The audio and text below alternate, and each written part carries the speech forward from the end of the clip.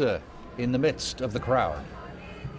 Hi, Doug. We are in the midst of the crowd. Regain my composure. Thanks for your patience. And we're talking with Missy and she's a big EWTN fan, and she's a big supporter of us too. Faith, life, and family.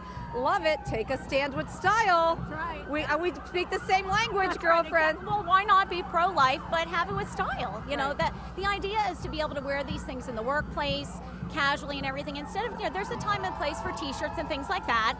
This type of event is a perfect time for that. But it's nice to have a silent statement that you can wear to work. But also a portion of every one of our sales goes to either EWTN, the Teresa Life and Hope Network, American Life League. The purchaser gets to choose online which nonprofit they wanted to go to. So how long have you been doing this? Only about a year. We come every year to the March for Life, and this is the first time we've actually had our items actually ready for the march. And that was really what was the whole springboard for it. Was I was tired of not seeing anything pro-life scarf-wise that actually had, I like Ralph Lauren crests, and I always like to have polo shirts and Lily Pulitzer, but I thought, but none of them have a real pro-life message. Right. And then it just kind of got started with, it can't just be pro-life, it has to be pro-faith, it has to have pro-family, and then pro-traditional marriage. I mean, all of these things are under attack. Right. And all tied into the pro-life cause. Exactly. Yeah. So why not have it all under one roof, one banner, so to speak, and then be, like I said, giving money towards the causes that desperately need our help.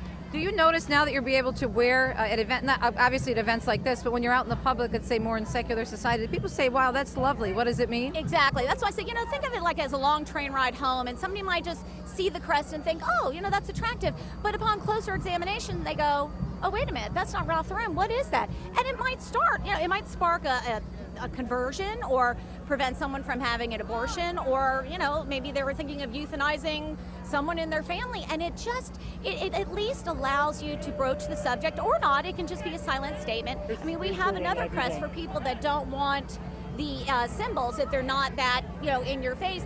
We have one that just has FLF with the crown for martyrdom, and by the way, there's a lot of significance. I mean, purposely the red crown for martyrdom, obviously the symbols that I said, gold for divinity. We have a nod to Our Lady with the fleur-de-lis, and I mean, it's just, you can look at our website, it's flfwear.com, and read the About Us, and it'll tell you what all the significance is. Because I mean, I really put a lot into designing it so that it had significant meaning. It wasn't just something, I wanted it to make a difference. Well, you know as well as I do, and Jeanette always says that wearing makeup is an act of charity, so we have to, all of ours, right, especially after once you hit 50 and beyond. But the idea of putting your best faith and face forward for God, I think is very important, and this is very attractive, but it's also very subtle. So thanks for doing this, and thanks for partnering with us at EWTN and helping us out too. Thank you so much. Doug, it's so interesting the stories we come across here when you're standing at the march and you see so many different ministries, and that there are more than one ways, as Missy said, to express your pro-life